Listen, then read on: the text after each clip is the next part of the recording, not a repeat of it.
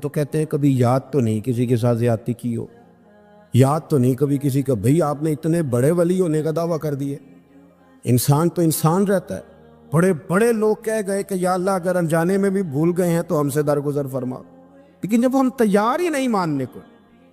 حضرت انس بن مالک کہتے ہیں وہ خاتون آئی، کو پکڑ کے نہیں لایا، کسی 14 دنوں کے ریمانڈ پہ نہیں اسے منوایا گیا، اسے وہ خود بخود آئی اور کریم محبوب علیہ السلام کے سامنے جب وہ کھڑی ہوئی تو اتنے درد سے میں نے کم لوگ روتے دیکھے ہیں جس درد سے وہ روئی۔ عرض کرنے لگی حضور میں غلطی کر بیٹھی ہوں، مجھ سے زنا ہو گیا، مجھے پاک کر گئے۔ تو محبوب کریم علیہ السلام نے فرمایا تو کیسے ثابت کرے گی تو نے گناہ کیے؟ یعنی مجرم کو ثابت کرنا پڑ رہا ہے کہ میں گناہ گار۔ یہ وہ کمال ہے کہ انسانوں کو احساس ہونے لگے کہ یہاں ہم غلط ہیں۔ جب اعتراف جرم ہوتا ہے، جب بیماری کی تشخیص ہوتی ہے تو پھر اس کا علاج بھی ہو جاتا ہے۔ حضرت انس بن مالک کہتے ہیں وہ عرض کرنے لگی حضور میرے پیٹ میں ناجائز بچہ ہے۔ حضور نے فرمایا جا جب بچہ پیدا ہو تو پھر آنا۔ وہ 8 ماہ کے بعد آئی تو اس کی گود میں پھول سا بچہ تھا۔ حضور نے فرمایا واپس جا، جب روٹی کھانے لگ جائے تو پھر آنا۔ وہ 2 سال 2.25 سال دودھ پلاتی رہی، پھر جب آئی تو بچے کے ہاتھ میں روٹی کا ٹکڑا تھا۔ کریم محبوب صلی اللہ تعالی علیہ وسلم سے آ کے جب اس نے بات کی تو وہ درد سے روئی، کہنے لگی یا رسول اللہ 3 سال ہونے کو ہیں، میں نے گناہ کیا ہے، میں ساری رات سو نہیں پاتی۔ حضور تڑپتی اگر اس حال میں مر گئی تو اپنے رب کو کیا منہ دکھاؤں گا، مجھے پاک کر دے، میرے حال پہ رحم فرمائے۔ محبوب کریم صلی اللہ علیہ وسلم نے بچہ ایک صحابی کو دیا، فرمایا بچوں کی طرح پالنا، اور کہا اسے لے جاؤ، پتھر مار مار کے اسے سنسار کر دو۔ صحابہ کہتے ہیں اسے پتھر لگ رہے تھے اور حضور بے چینی کے ساتھ ٹہل رہے۔ آ کے خبر دی حضور وہ تو وصال کر گئی، انتقال ہو گیا۔ فرمایا یہاں تک تو بات اس کی تھی۔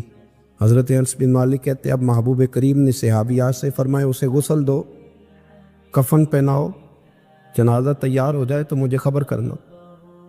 حضرت انس بن مالک کہتے ہیں غسل ہوا، کفن ہوا، جنازہ تیار ہوا تو حیران ہم تب ہوئے جب میرے محبوب نے فرمایا صفے بناؤ، میں خود جنازہ پڑھاؤں گا، میں خود جنازہ پڑھاؤں۔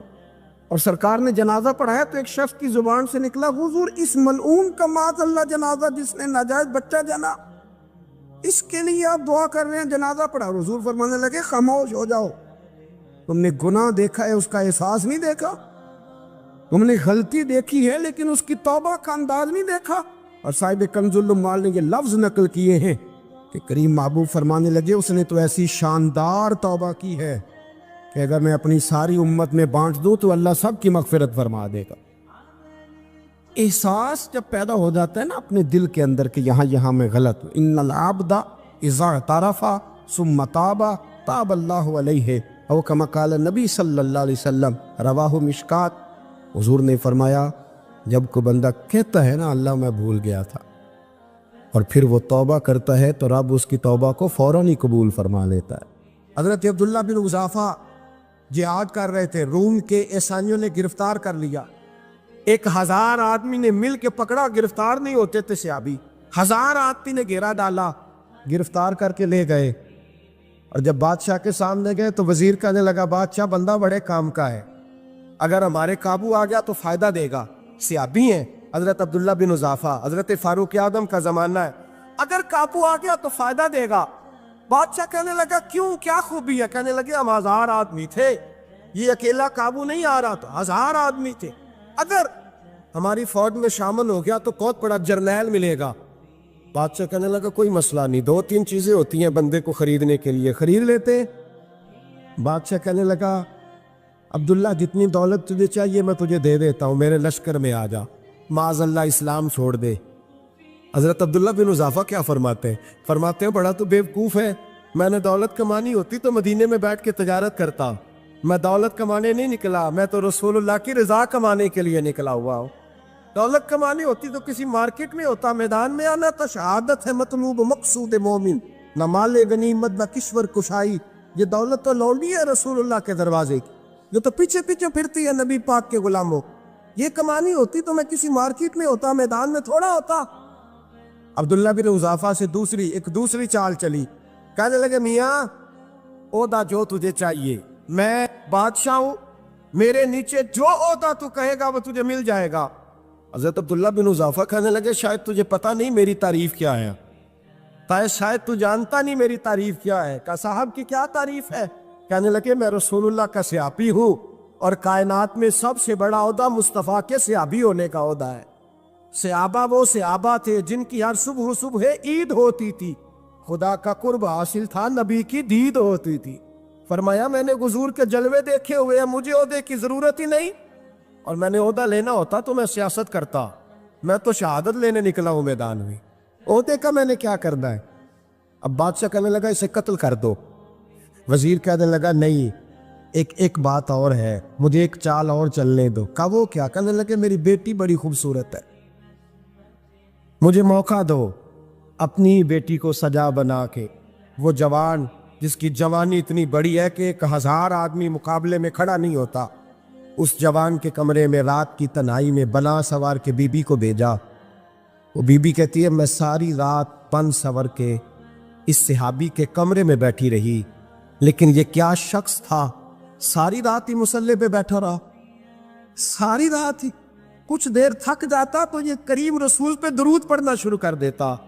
بی بی کہتی ہے سحری ہو گئی تو میں نے چھو کے دیکھا کہ انسان ہے کہ جن ہے، یہ بندہ ہے کہ فرشتہ ہے.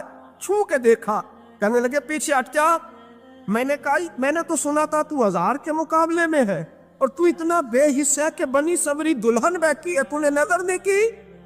عبداللہ بن حذافہ، بی بی کہتی ہے نظر پھر نہیں اٹھائی، نظر پھر جھکی ہوئی ہے.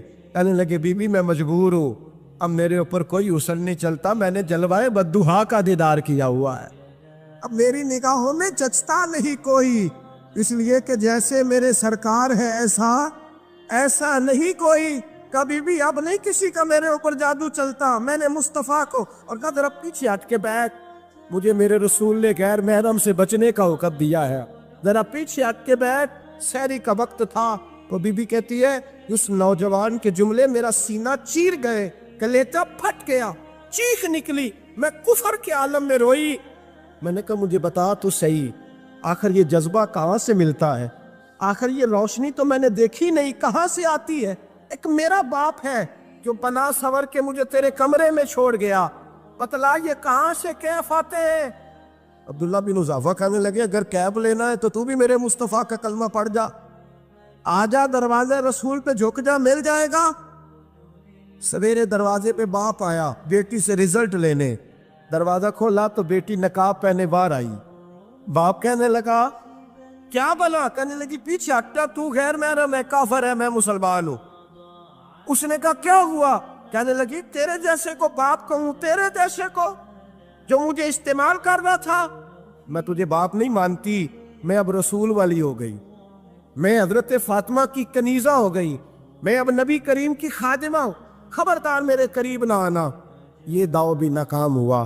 اب حضرت عبداللہ بن حذافہ کے سامنے موت کھڑی کی، ایک کڑا میں تیل گرم کیا، کہنے لگے تجھے اس میں جلایا جائے گا. حضرت عبداللہ بن حذافہ رضی اللہ تعالیٰ عنہ جب جلنے کے قریب ہوئے تو رونے لگے. روم کا بادشاہ کہنے لگا شاید ڈر گیا ہے. کہنے لگے اب سمجھ آئی ہے، اب تجھے پتہ چلا ہے، چلا آ جا. حضرت عبداللہ بن حذافہ کہنے لگے تو کافر ہے، تیری کافروں والی سوچ ہے، اس لیے نہیں رویا کہ موت سے ڈر گیا ہوں، میں تو اس لیے رویا ہوں کہ ایک جان ہے اور نبی پاک پہ قربان ہو رہی ہے. کاش رب مجھے 1000 جان دیتا، میں ساری مصطفیٰ پہ قربان کر دیتا. ایک سنار نے گلی میں یتیم چھوٹے سے بچے کو گھومتے دیکھا تو سنار بے اولاد تھا، بچے کو اٹھا کے گھر لے آیا. 18 سال اس بچے کی پرورش کی، اس کو پالا پوسا، جوان کیا. سنار کے پاس وہ دکان پہ چلا جاتا، وہ کئی دفعہ دکان پہ رہتا، کئی دفعہ گھر میں رہتا. ایک دفعہ وہ دکان پہ تھا، بچہ گھر تھا، 18 سال کا جوان. اس کی بیوی اکیلی تھی. وہ جس نے ماں بن کے پالا تھا اس نے اسی پہ حملہ کر دیا، اس کا بازو بری نیت سے تھاما. بیوی چیخی. تھوڑی دیر گزری تو وہ نوجوان پیروں میں بیٹھ گیا، کہنے لگا اماں پتہ نہیں مجھے کیا ہوا. شام کو سنار آیا، بیوی چیخنے لگی، چلانے لگی، کہنے لگی آج عجیب بات ہوئی، جس کو میں نے جگر کا خون دے دے کے پالا اسی نے گندی نظر ڈالی. سنار میں بے حیرت ہے، بیوی کا خیال تھا کہ لات اٹھائے گا، ڈنڈا اٹھائے گا، نوجوان کو مارے گا، لیکن وہ رونے لگ گیا۔ اس نے کہا آج اس نے میرا بازو تھاما ہے، جانے کیا کیا ہے۔ پریشان ہونے لگ گیا، سجدے میں گر گیا، کہا تو بتاتا کیوں نہیں؟ تو وہ سنار کہنے لگا اس کی غلطی نہیں، 18 سال کے بعد آج مجھ پر بھی شیطان سوار ہوا تھا۔ ایک عورت آئی تھی، وہ اپنے بازوؤں میں چوڑیاں پہننا چاہتی تھی، تو میں نے بھی گندی نظر سے ہاتھ ڈالا تھا، رب کریم نے مجھے فوراً اس کی سزا دی۔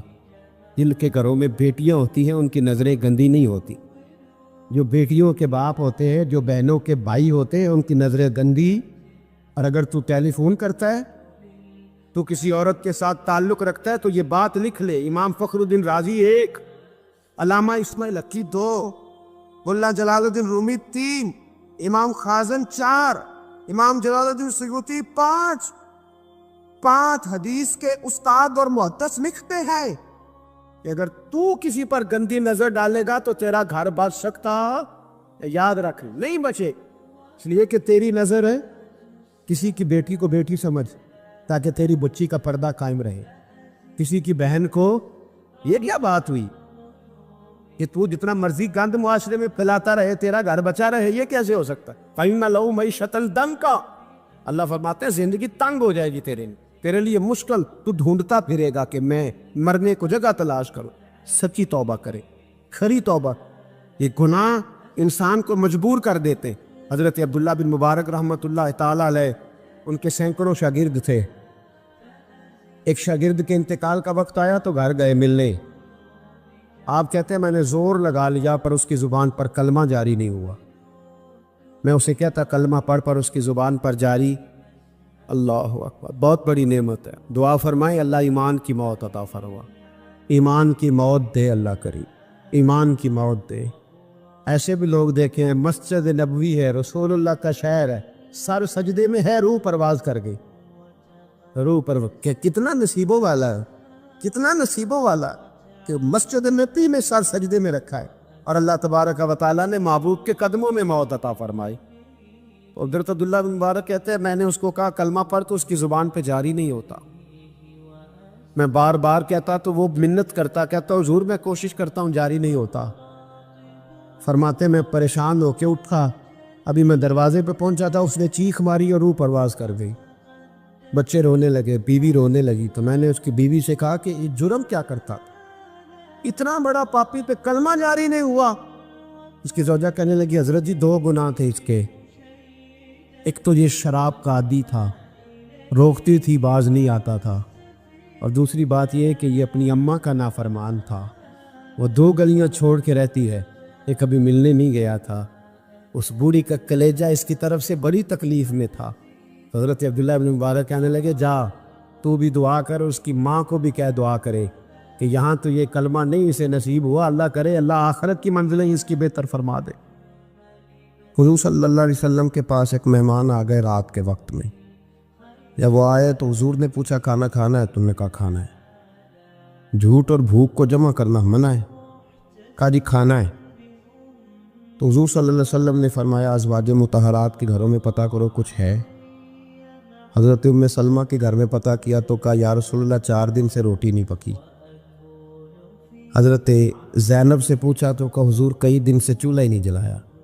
حضرت عائشہ صدیقہ، حضرت میمونہ، حضرت سودا، تمام گھروں سے بظاہر یہ 2 جہاں کے شاہ ہیں پر پاس کچھ رکھتے نہیں، 2 جہاں کی نعمتیں ہیں ان کے خالی ہاتھ میں، ہر چیز ہے پر فقر اختیاری ہے، کوئی شے نہ ملی۔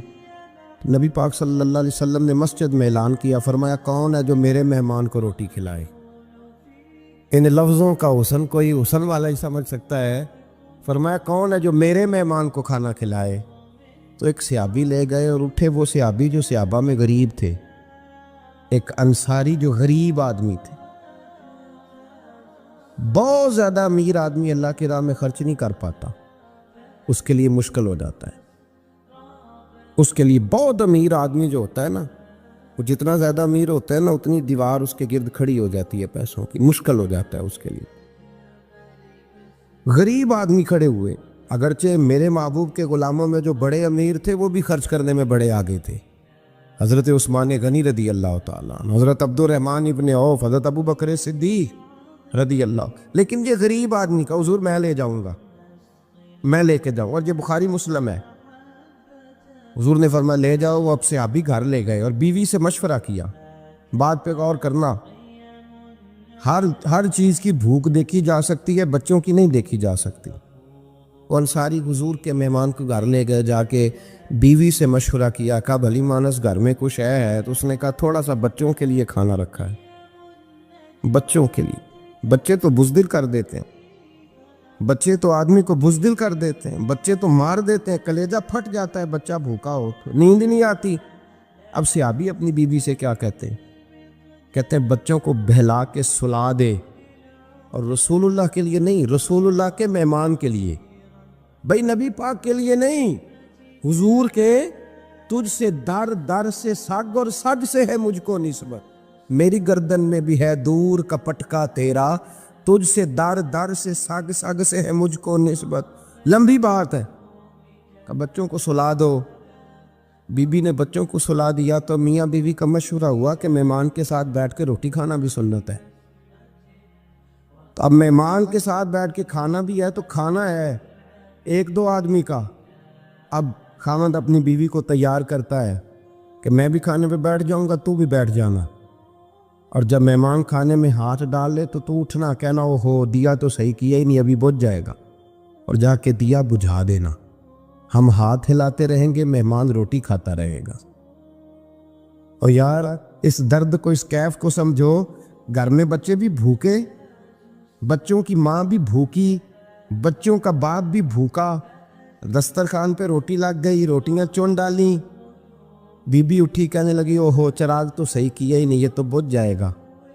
حوصلے مند بی بی جس نے بچے بھوکے سلا دیے، وہ بھوکے سوئے ہوئے بچوں کی بھوکی اماں اٹھی اور اپنے خاوند کی تابع داری میں اٹھی، میں گڈی تے ہتھ ڈور سجن دے، وہ جنج رکھے اونج رہنا ہے، اٹھی اور اس نے نہ دیا ٹھیک کرنے کے بہانے بجھا دیا۔ مہمان روٹی کھاتا رہا اور رسول اللہ کے نوکر قربانی دیتے رہے، وہ روٹی کھا کے سیر ہو کے بستر بچھایا تو سو گیا۔ یہ میاں بیوی ساری رات بچوں کی طرف دیکھتے رہے اور غور کرتے رہے اور راضی رہے کہ ہم نے حضور کا فریضہ نبھایا ہے۔ قربان جاؤں محبوب پہ، بے خبر ہو جو غلاموں سے وہ آقا کیا ہے۔ وہ صحابہ وہ اگر قربانیاں دیتے تھے تو جو اعزاز ملتا تھا وہ بھی بڑا شان والا ہے۔ صحابی کہتے ہیں میں فجر کی نماز پڑھنے مسجد آیا، پہلا قدم رکھا تو میرے کریم بولے، حضور نے فرمایا رات جو تو نے اور تیری بیوی نے عمل کیا ہے خدا کو بھی بڑا پسند آیا ہے، محمد مصطفیٰ کو بھی بڑا پسند ہے۔ اور پھر ایک لفظ اور ہے حدیث میں، ایک روایت میں کچھ جملے اور بھی ہیں۔ حضور نے فرمایا جب تو اور تیری بیوی رات مہمان کے ساتھ احسار کر رہے تھے نا، تو عرش کا مالک تمہیں مسکرا کے دیکھ رہا تھا، رب تمہیں دیکھ کے مسکرا رہا تھا، رب تمہیں دیکھ کے مسکرا، تربامنی پہ شیخ ہماری نہ جائیے، ہم دامن نچوڑ دیں تو فرشتے وضو کریں۔ فرمایا وہ مسکرا رہا تھا کہ میرے بندے میرے رسول کی رضا کے لیے کیا کر رہے ہیں۔ اور صاحب دیکھو، نبی پاک کے لیے نہیں، خاندان کے لیے نہیں، خاندان نبوت کے لیے نہیں، حضور کے نہ سمجھے یار، اس پہلو کو سمجھے۔ نبی پاک کے بریلی کے امام بول پڑے، فرمانے لگے تجھ سے در سے سگ سے ہے مجھ کو نسبت، تجھ سے در سے ساگ کتے کو کہتے ہیں فارسی میں۔ فرماتے محبوب تیرا دروازہ اور دروازے پہ کتا، اور کتے کے پاس میں بیٹھا ہوں، چلو کتے کے پاس تو بیٹھا ہوں نا، میری گردن میں بھی کوئی تو پٹکا آیا ہی ہے نا، تجھ سے در سے سگ اور سگ سے ہے مجھ کو نسبت، چلو میری گردن میں بھی ہے دور کا پٹکا تیرا۔ قرآن مجید بول اٹھا، رب کریم نے فرمایا حبیب یہ تیرے غلام وہ ہیں کہ وَيُقْصِرُونَ عَلَىٰ أَنفُسِهِمْ وَلَوْ كَانَ بِهِمْ خَصَاصَةٌ، فرمایا ان کا حال یہ ہے کہ جس چیز کی شدید حاجت ہوتی ہے وہ بھی اپنے بھائیوں پہ قربان کر دیتے، وہ دے دیتے ہیں تیرے نام پہ۔ جب مکے والے مدینے آئے انصار مدینہ تو میرے مصطفیٰ کریم نے فرمایا نہ تمہاری نسلیں ایک ہیں نہ قبیلے ایک ہیں، لیکن تمہارا نبی ایک ہے، تمہارا رسول ایک، خدا ایک، کتاب ایک، تمہارا میری وجہ سے رشتہ ہے، چلو اپنے بھائیوں کے ساتھ احسار کرو، چلو احسار کرو. اگر کسی کے 2 مکان تھے تو اس نے ایک اس کو دے دیا جو مکے سے آیا تھا, 2 باغ تھے تو ایک دے دیا, کسی کے پاس ایک تھا تو آدھا بانٹ کے دے دیا, ہر چیز تقسیم کر دی. حالات بدل جاتے ہیں, حالات بدل جاتے ہیں. تلک الایام نداولها بین الناس, اللہ لوگوں کے درمیان دن بدل دیتا ہے. حالات بدل گئے, بڑا مال غنیمت آیا, بنو نذیر کا علاقہ فتح ہوا تو میرے رسول پاک صلی اللہ تعالیٰ علیہ وسلم نے انصار مدینہ کو اکٹھا کیا, فرمایا بھئی مال اب بڑا آ گیا ہے. 2 باتیں, یہاں تو اس طرح کرتے ہیں کہ میں ان کو کہتا ہوں جو مکے سے آئے تھے کہ جتنی تمہاری جائیدادیں باغ انہوں نے لیے ہیں واپس کر دیتے ہیں تمہیں, اور جو مال آیا ہے وہ بھی تم میں سے آدھا آدھا دونوں کے درمیان بانٹ دیتے ہیں, یا جیسے تمہارا دل چاہے. تمہارے مال بھی واپس کرتے ہیں اور جو وہاں سے مال آیا وہ تمہارے بیچ بانٹ دیتے ہیں, یا اگر تم کہو تو یہ مال ان کو دے دیتے ہیں مہاجرین کو, تمہیں تمہارے مال واپس مل جاتے.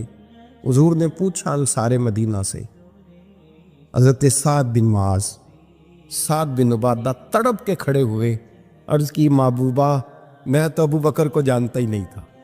حضور مجھے کیا پتا عمر کون ہے, میں کیا جانوں عثمان غنی مولا علی کی عظمتوں کو.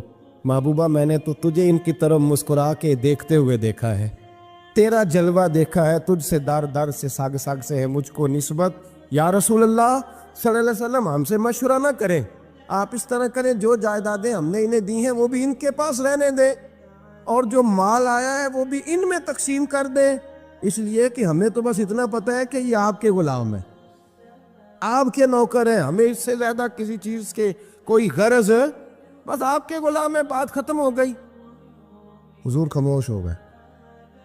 صحابہ کہتے ہیں دیر کے بعد ہم نے کہا فیصلہ ہونا چاہیے. فیصلہ پتہ کیا ہوا؟ حضور نے ہاتھ اٹھائے, کہا اے اللہ میرے مدینے والوں پہ رحم فرما, اے اللہ میرے انصار پہ رحم فرما, اللہ ان کے جذبے قبول فرما. بھائی اظہار والی زندگی وہ کیا بات ہوئی کہ میں نے بڑی قربانی دی ہے تو, اور جب تک تو قربانی نہیں دیتا تو قدر والا نہیں ہوتا.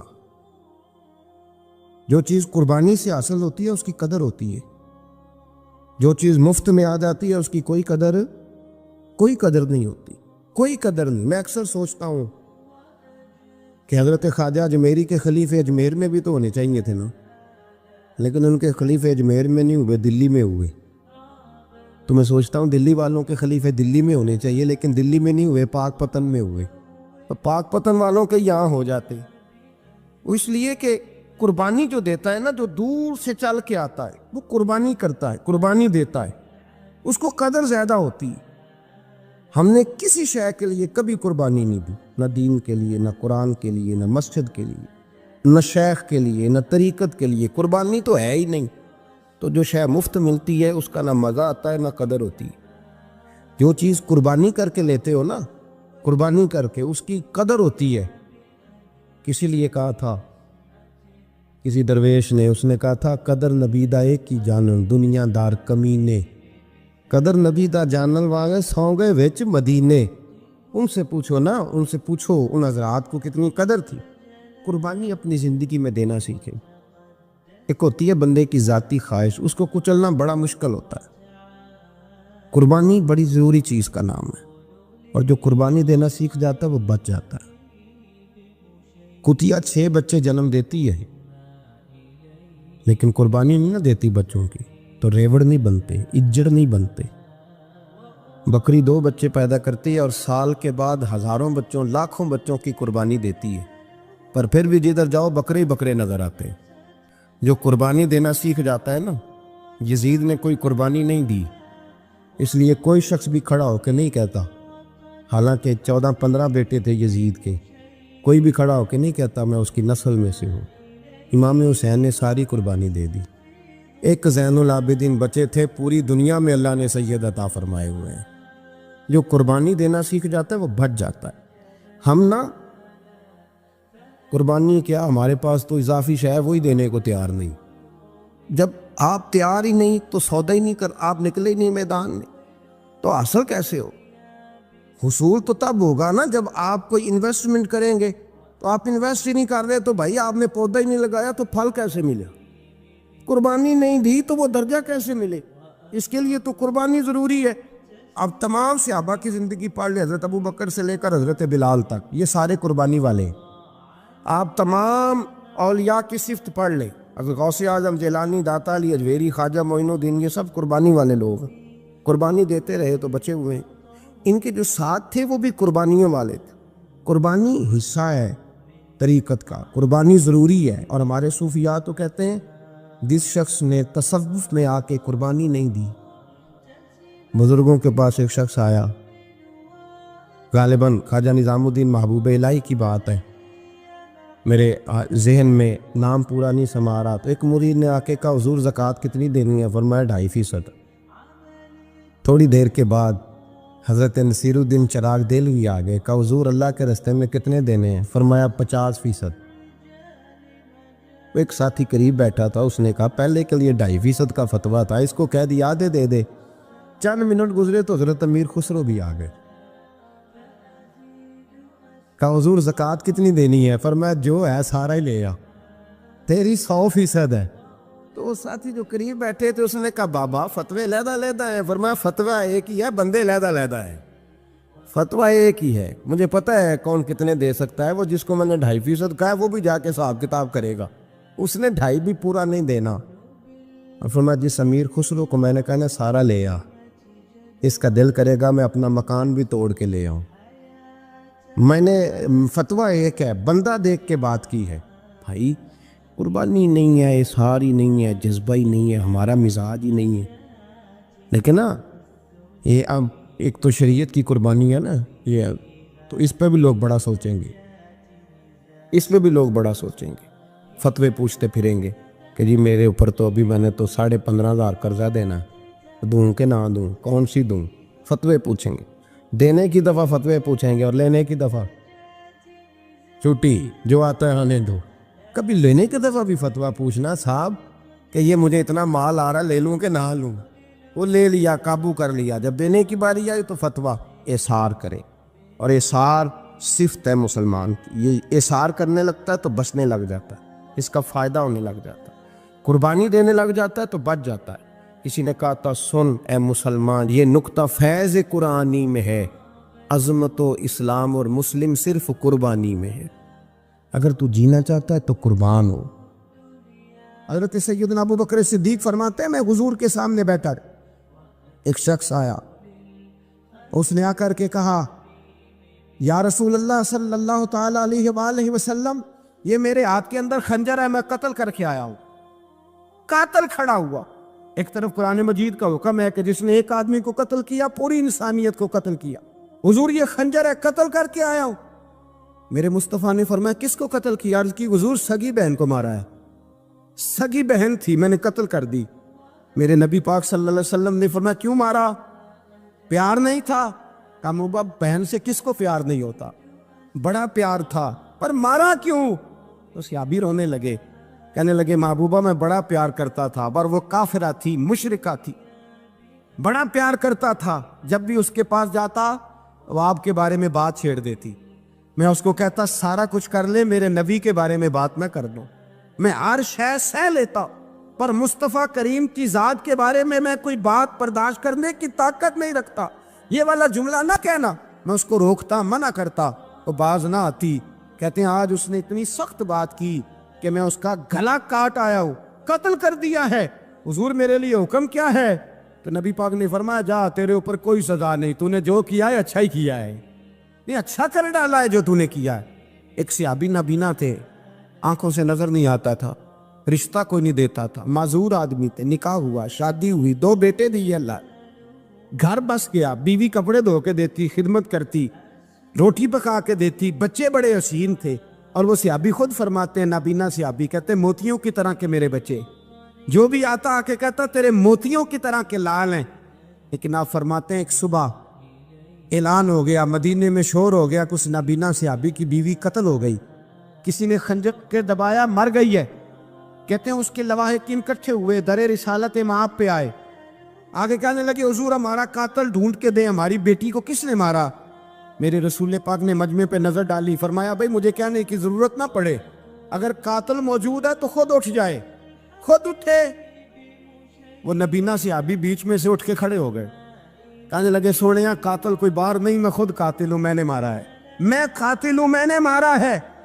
مصطفیٰ کریم سید عالم صلی اللہ علیہ وسلم نے فرمایا تجھے تو اس کی بڑی ضرورت تھی، بڑی حاجت تھی، تیری بیوی تھی، تیرا گھر سنبھالتی تھی، تیرے بچے تھے۔ صحابی عرض کرنے لگے حضور سارا کچھ ٹھیک تھا پر وہ آپ کی بے ادب تھی حضور، اس کے آنے سے میرا گھر بس گیا، روٹی پکنے لگی، کپڑے ملنے لگے، اولاد ہونے لگی، میں دنیا پہ آ گیا، لیکن محبوبہ میں نے وہ سکھ کیا کرنے ہیں جو تیری بے ادبی پر تعمیر کیے جائیں۔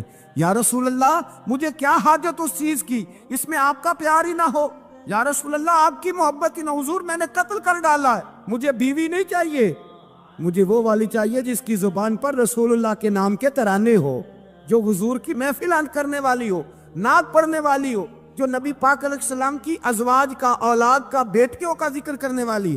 مجھے وہ بی بی نہیں چاہیے جو بی بی بے ادبی کرے۔ میرے نبی پاک صلی اللہ علیہ وسلم نے محلے داروں سے پوچھا، فرمایا بات اس کی ٹھیک ہے؟ کہا حضور واقعی بے ادب تھی۔ نبی پاک نے فرمایا اٹھو پھر چلے جاؤ، اس نے انسان نہیں مارا، اس نے گستاخ رسول کو مارا ہے، اس نے ایک گستاخ رسول کو مارا ہے۔ بھائی یاد رکھے نبی پاک کا پیار ایمان کا حصہ ہے، اس میں کوئی کمپرومائز نہیں۔ حضرت ابو عبادہ بن جراح نے میدان کے اندر اپنے باپ کو قتل کیا، باپ کو مارا۔ حضور سید عالم صلی اللہ علیہ وسلم نے کہا ابو عبادہ تو نے باپ ہی مار دیا ہے؟ کہا حضور باپ نہیں چاہیے، رسول اللہ کا وفادار چاہیے، حضور وفادار چاہیے۔ نبی پاک صلی اللہ تعالی علیہ وآلہ وسلم کی محبت اصل دین ہے، اصل دین۔ صحابہ کرام نے ہر چیز سے بڑھ کر رسول پاک سے پیار کیا، ہر چیز سے بڑھ کر، بھلا دی دنیا ساری انہوں نے، لیکن رسول پاک سید عالم صلی اللہ علیہ وسلم کا پیار انہوں نے اپنے دل سے نہیں بلایا، اپنی اولادیں لا کے حضور کی خدمت میں پیش کر دی، اپنے بچے لا کر پیش کر۔ حضرت عائشہ صدیقہ رضی اللہ تعالیٰ عنہ فرماتی ہیں ساری زندگی ابو بکر صدیق نے ڈانٹا نہیں، میرا باپ رفیق تھا، شفیق تھا، مہربان تھے، کوئی کبھی انہوں نے سخت گھورا بھی نہیں ہماری طرف۔ لیکن کہتی ہے ایک دن میں حضور کے ساتھ گفتگو کر رہی تھی، بچی تھی، میری آواز ذرا بلند ہوئی تو کہتے ہیں جناب ابو بکر صدیق رضی اللہ تعالیٰ عنہ باہر سے دوڑے آئے، اندر آئے، حضرت ابو بکر نے تھپڑ اٹھایا، میرے منہ پہ مارنے لگے، حضور آگے بڑھے، بچایا۔ میں نے کہا ابا جی آپ نے تو گھورا بھی کبھی نہیں، یہ کیا ہوا؟ حضرت جناب عائشہ صدیقہ کہتے ہیں ابو بکر صدیق رو پڑے، کہنے لگے عائشہ میرے اوپر سے پہاڑ بھی گزر جائیں تو مجھے تکلیف نہیں ہوتی، اور میرے مصطفیٰ کے سامنے کوئی اونچا بولے بھی تو میرا دل ٹوٹ جاتا ہے۔ خبردار، حضور سید عالم، حضرت عمر کا زمانہ تھا، کچھ لوگ آئے کہیں اور کے رہنے والے، مسجد نبی میں اونچی آواز میں بولنے لگے، اونچی آواز میں باتیں کرنے لگے۔ حضرت عمر نے بلایا، فرمایا ادھر آؤ، کون ہو، کہاں سے آئے ہو؟ کہنے لگے کوئی شام کا ہے، کوئی کسی ملک کا ہے۔ آپ فرمانے لگے تمہیں پتہ نہیں یہ روضہ رسول ہے؟ تمہیں پتہ نہیں یہ حضور کی مسجد ہے؟ لا ترفعوا اصواتکم فوق صوت النبی، تمہیں خبر نہیں تم کہاں آئے ہو؟ فرمایا اگر تم مدینے کے رہنے والے ہوتے میں تمہیں دروں سے مارتا، تمہیں سزا دیتا۔ تمہیں ادب رسول کا نہیں پتا، تمہیں رسول اللہ صلی اللہ علیہ وسلم کے طریقے کا نہیں پتا۔ نبی پاک صلی اللہ علیہ وسلم کے وجود سے خون نکلا، حضور نے حضرت عبداللہ بن زبیر سے کہا ٹھکانے لگا دو، جاؤ ٹھکانے لگا دو، ایسی جگہ لگاؤ جہاں کسی کی نظر نہ پڑے، خون بہتا ہوا خون حرام ہے، قرآن پاک نے بیان کیا ہے، کہا ٹھکانے لگا دو۔ حضرت عبداللہ بن زبیر باہر نکلے اور حضور کا جو خون تھا وہ پی گئے۔ حضور نے کہا تھا پی لینا، کیا کہا تھا؟ ٹھکانے لگا دو، پی گئے۔ واپس آئے تو مصطفیٰ نے فرمایا کہاں ٹھکانے لگایا؟ کہا یا رسول اللہ ایسی جگہ جہاں کسی کی نظر نہیں پڑے گی، ایسی جگہ جہاں کسی کی نظر نہیں پڑے گی۔ حضور نے فرمایا پی گئے ہو؟ کہا حضور پی گیا ہوں۔ فرمایا جاؤ، نبی کا وعدہ ہے تمہارے وجود کو جہنم کی آگ چھوئے گی بھی نہیں۔ ہم وہ والا پیار کرتے ہیں جو حضور نے کہا ہے۔ حضرت ام ایمن نبی پاک کی دائی تھی، حضور کی رضائی والدہ تھی، سرکار کی طبیعت مبارک علیل ہوئی تو حضور نے نا، ویسے نبی پاک جب پخانہ کرتے تھے نا تو حضرت عائشہ صدیقہ فرماتی ہیں حضور کے پخانے سے کستوری سے بھی زیادہ خوشبو آیا کرتی۔ اور آپ حضرت انس بن مالک فرماتے ہیں حضور کھیتوں میں پخانے کے لیے جاتے، میں ساتھ جاتا، جہاں نبی پاک صلی اللہ علیہ وسلم پخانہ کرتے میں وہاں جا کے دیکھتا تو کوئی شے نہ ہوتی۔ میں کہتا حضور کہاں گیا؟ اللہ کے رسول فرماتے جب میں پخانہ کرتا ہوں تو زمین کھل جاتی ہے، میرا پخانہ اندر سمو لیتی ہے۔ حضور کے پخانے اور پیشاب سے کستوری کی خوشبو آتی تھی، کستوری کی خوشبو آتی تھی۔ حضرت ام ایمن رضی اللہ تعالیٰ عنہ کہتی ہیں حضور نے پیشاب کیا، طبیعت مبارک قلیل تھی تو لکڑی کے ایک برتن میں حضور نے پیشاب کیا اور کہا اماں جی اس کو باہر رکھا ہے، کہیں باہر ٹھکانے لگائیں۔ حضرت ام ایمن کہتی ہے میں نے اسے ہاتھ لگایا تو میرے وجود سے بھی خوشبو آنے لگی، میرا جسم مہکنے لگا۔ حضرت ام ایمن کہتی ہیں میں باہر جا کے نکال کے دکھاؤ کسی حدیث سے کہ رسول پاک نے فرمایا ہو میرا پخانہ پی جانا۔ حضرت ام ایمن باہر گئیں، نبی پاک کا پیشاب مبارک پی گئیں، واپس آئیں تو حضور نے فرمایا اماں کہاں رکھا ہے؟ کہنے لگی محبوبہ وہاں رکھا ہے، کسی کی نظر نہیں پڑے گی۔ حضور نے فرمایا پی گئی ہو؟ کہا حضور پی گئی ہوں۔ فرمایا جاؤ میرا وعدہ ہے قیامت تک تمہیں پیٹ کی بیماری کوئی نہیں لگے گی، جب تک زندہ رہو گی پیٹ کی بیماری۔ حضور نے کہا تھا کہ پی جاؤ نا۔ بھائی یاد رکھے رسول اللہ صلی اللہ علیہ وسلم کے صحابہ جو حضور کی تعظیم کرتے ہیں تو اس کا حکم نہیں دیا نبی پاک، لیکن وہ جانتے جب تعظیم کی باری آئے تو جو بھی کام تعظیم کا ہوگا، جو کام بھی عزت کا ہوگا وہ عزت دی جائے گی۔ ایک صحابی حضور علیہ السلام کی گھوڑے کو کجاوا بالا کرتے تھے، کاٹھی ڈالتے تھے۔ حضور نے کہیں نہیں کہا کہ وضو کر کے ڈالنا، غسل کر کے ڈالنا، کہیں نہیں کہا۔ رسول پاک صلی اللہ علیہ وسلم رات کو کہہ دیتے کہ صبح جانا ہے تو گھوڑا تیار کر دینا، اونٹ تیار کر دینا۔ ایک دن اللہ کے محبوب سویرے اٹھے، گھوڑا تیار تھا، حضور بیٹھے تشریف لے گئے۔ جب تشریف لے گئے نبی پاک صلی اللہ علیہ وسلم تو حضور واپس آئے تو بلایا، ان سے صحابی کا نام تھا حضرت اسلم بن شریک، ان کو بلا کے حضور نے فرمایا یار آج کجاوا تو نے نہیں باندھا۔ وہ رونے لگے، کہنے لگے محبوبہ اس کا مطلب ہے میرا باندھنا آپ کو پسند آتا ہے، اس کا مطلب ہے میری خدمت قبول ہے۔ فرمایا تو نے نہیں باندھا؟ یا رسول اللہ نہیں۔ فرمایا کیوں نہیں باندھا؟ کیا جواب ہے، کیا حسن ہے۔ کہنے لگے یا رسول اللہ میں صبح اٹھا تو میرے اوپر غسل فرض تھا، اگر میں بغیر غسل کے ہاتھ لگاتا حضور کو نہیں نبی پاک کے گھوڑے کے کجاوے کو، کہا حضور گھوڑے کے کجاوے کو بغیر غسل کے ہاتھ لگاتا تو بے ادبی تھی، اور اگر غسل کرتا تو حکم ماننے میں دیر ہوتی تھی، یہ بھی بے ادبی تھی، لہذا کسی